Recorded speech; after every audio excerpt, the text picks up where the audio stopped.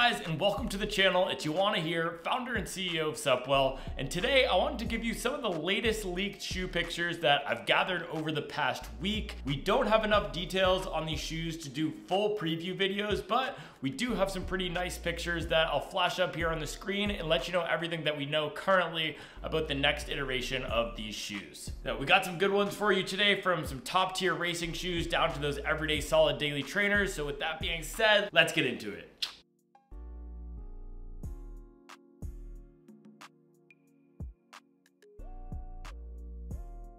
Alright, first up we got the Cloudmonster 2. Now, I got my pair of Cloudmonster 1s right here. This is really the shoe that started to put on the map in the serious endurance competitive runner community. They had the Cloud Stratus 2 before this came out, which is also one of my favorite shoes. Has a nice firmer feel. This softened things up a little bit from that initial Cloud Stratus. And they also went with these bigger single layer pods. In the Cloudmonster 2, we're seeing them retain that single layer pod situation, but it also looks like they might be closing up the holes a little bit more. I'm personally a little bit surprised that we are seeing a second version of the Cloudmonster 2, if that's what this picture is, just because they launched the Cloud Tech phase recently in the Cloud Surfer, which gets away from this traditional pod layout and moves more into that computer optimized slit technology that they created. Cloudmonster is a great daily training type of shoe. It can pick up the pace, but it's more for those relaxed everyday aerobic efforts. I also love it as a gym shoe. Very versatile, really comfortable for walking around as well. So I'll be excited if they come out with the second version.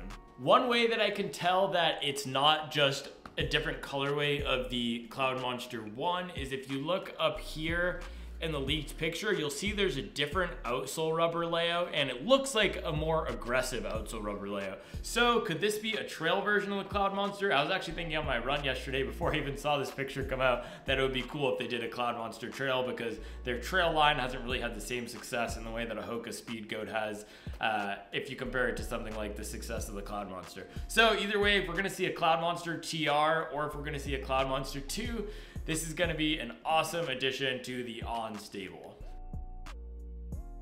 Alright, next up we got the Mizuno Wave Rebellion Pro 2. Now the Mizuno Wave Rebellion Pro is Mizuno's top tier marathon racing shoe. It has a dual foam construction and it does have PBA in it. What makes the Mizuno Wave Rebellion Pro unique versus other super shoes like the Asics Metaspeed series, the Saucony Endorphin line, the Nike Vaporfly, is that it has this really thick midfoot stack of midsole foam. So what it does to navigate the World Athletics limit of 40 millimeters heel stack is it stuffs a bunch of foam in the midfoot, which is gonna give you that buoyant and bouncy responsive feeling when you pick up the pace. This shoe is actually really similar to that Alphafly 1 type of sensation, where when you get up to marathon pace, it really just pops you along. It doesn't have that air pod, of course, but it does that with the rocker geometry and that midsole foam. It looks like in the second version, they're keeping that aggressive midfoot midsole and having that heel stack be still at that 40 millimeters range. And they're changing up the design a bit, making it a bit more swoopy. It looks like we see some more cutouts,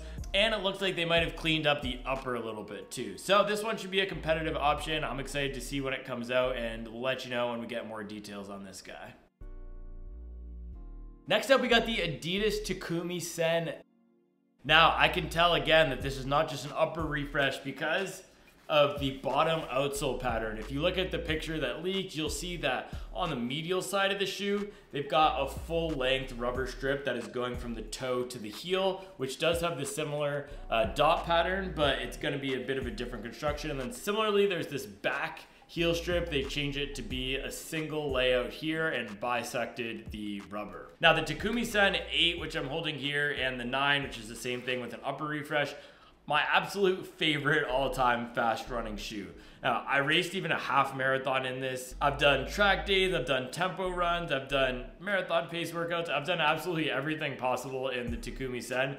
This is one of the best shoes at accomplishing the mission that it's set out to do. Now, from the pictures, we can see they're keeping those same energy rods. I don't know if anything is gonna change with the heel stack. Just from the picture we have, it's laid on its side, we can't see that. I'm guessing they're gonna keep the really snug upper. That is one thing that I would like improved in the Takumi Sen, because with the way the current upper is, that's the real downfall of the shoe. I know some people try to daily this. I'm like, are you guys absolutely insane? This is not comfortable at all. It is a really sausage-like upper, so if they improve that, I'll be really happy. And given that most people use this for training and not 5K racing as it's designed to do, I think adding a bit more padding around the back and just making this a more comfortable upper while not messing with the nice Light Strike Pro and glass rod setup here, that would be a really great choice.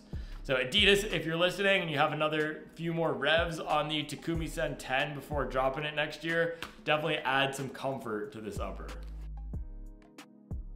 Next up, we got the Brooks Hyperion Elite. Now, I've been rocking with the Brooks Hyperion Max for the past few weeks. Today was the first day where I took it out for a real workout. So this morning I did 3x2 miles in it, and that's really where it shines. I was at about 10K pace for some of those miles. I was really trying to push the pace and rip today, and the foam felt great. It's called DNA Flash Foam, and it's a supercritical EVA compound. It is on the firmer side, so in the Hyperion Elite, when they plate up the foam, that shoe can be extremely rigid. So I'm curious to see what they're doing with the new formulation of foam. From the pictures, it does not look like a PIBA compound. It has more of a shiny patina to it. It's very similar to what we're seeing in this DNA Flash here. So it doesn't look like they went the PIBA route. I mean, maybe it's a supercritical PIBA, but I do not think so. What is interesting is they have rejiggered the design system a little bit, and that's the direction where I'd like to see Brooks going and pushing. They're coming out with the new Ghost Max where they completely cleaned up the design. If they could keep doing that with their best-selling models and add a top-tier racer into the mix, they're gonna be a brand to rock with over the next few years. All right, finally, we got the Hoka Speedgoat 6. Now, the Speedgoat 5 is one of the most popular trail running shoes. It's extremely versatile. You can take it on technical trails, you can take it on non-technical trails. I personally have the Norda 001, which is a very similar shoe in that it's pretty lightweight. It has that road to trail type of outsole, but can really excel across all varieties of terrain. And Speedgoat 6 looks to continue to build on that formula. One interesting thing that we are seeing with the Speedgoat 6 picture is that the foam has two different colors, and I'm not sure if they're going with the dual foam midsole like they have in the Tecton, or if they're just keeping this to be a singular EVA foam midsole like we're seeing in the Speedgoat 5, and this is just a design flare. Either way, we're seeing Hoka go more in this swoopy direction with their design language. If you take a look at the recent Clifton 9, it did away with some of those lines that it used to have in the foam and is going for more of this swoopy, angular look. It's kind of nice. I don't mind it. It's like a flowing river. It's like, shout out Thomas Cole. You know, it's like a Thomas Cole painting with the river just winding through the landscape, but looks to be a nice shoe. I also like the almost digital camo pattern that they have on the upper here. So as long as they didn't mess this up, this thing is still gonna sell. This thing is still gonna be a top competitor in the trail racing market, and it still has that Vibram outsole, so it's still gonna be a great option for those wet weather trail runs too. All right, guys, so there you have it. That was a roundup of some of the shoe leaks that we've seen over the past few weeks. Let me know in the comments what you're most excited about. I personally am really interested in the Cloudmonster 2. I have a soft spot in my heart for the On brand because they're one of the first brands that I really started rocking with when I got into the running shoe world. As always, thank you for watching. Thank you for liking and subscribing, and I'll make sure to keep you up to date on the latest and greatest in the world of performance running.